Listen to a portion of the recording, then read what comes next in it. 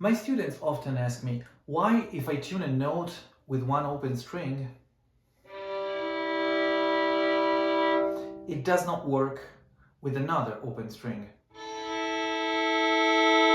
I want to show you why. Sound is generated by the vibration of the string. So the length and the tension of the string determine the pitch of the sound, so the note we are playing.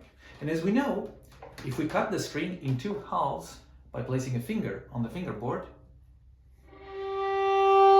we obtain a frequency that is double the frequency of the first note. So by definition, a note exactly one octave above the original tone. If we place a finger on 1/3 of the string's length, we obtain a frequency 1.5 times higher compared to the bass tone, which is a fifth above the original tone. Now, as we know, these notes are embedded even in the sound of the bass tone. They're called overtones, and they are present within the bass sound because the string vibrates naturally, creating knots and waves along its length. However, if I want to create a music scale based on this harmonic series, I bump into a big conundrum. Now, there is a little mathematics involved in this, but don't get scared, just follow me. Mathematics is just a language we use to tell about the natural world around us. Let's use a keyboard to better visualize the notes. The keyboard of a piano spans a bit more than 7 octaves, which means that if I start from the lowest C, I can get to the highest C by jumping 7 octaves. In other words, I am doubling the bass frequency 7 times. But even if I jump 1/5 at a time, I can get from bottom C to top C. I have to jump 12 times, meaning I increase the frequency 1.5-fold 12 times. When I look at the keyboard, this totally makes sense. I can see it. But if we look into the numbers, we find a small discrepancy. As you can see, the two numbers are very similar, but not quite the same.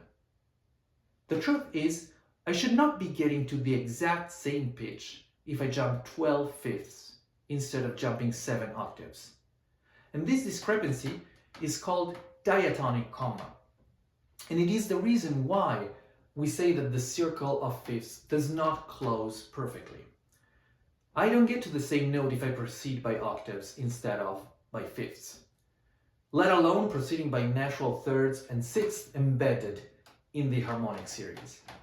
This is the reason why my E on the D string does not work at the same time with the open G and the open A. It's another effect of this mathematical conundrum called diatonic comma. A keyboard is normally tuned according to a mathematical compromise called equal temperament, which finds the solution by spreading the burden of the diatonic comma in an equal way throughout all the intervals of the scale. So in a way, we could say that all the intervals in a keyboard are ever so slightly out of tune, at least according to the natural harmonic series. On a violin, differently, we can decide how to tune every single note according to the harmonic context. For instance, an E may be different according to his harmonic meaning. I can have it really matching the open G, achieving a sense of calm, or slightly higher, as it would be on a piano, conferring more tension to the interval. We have this freedom. We should really learn how to use it to better convey the meaning of the music we play.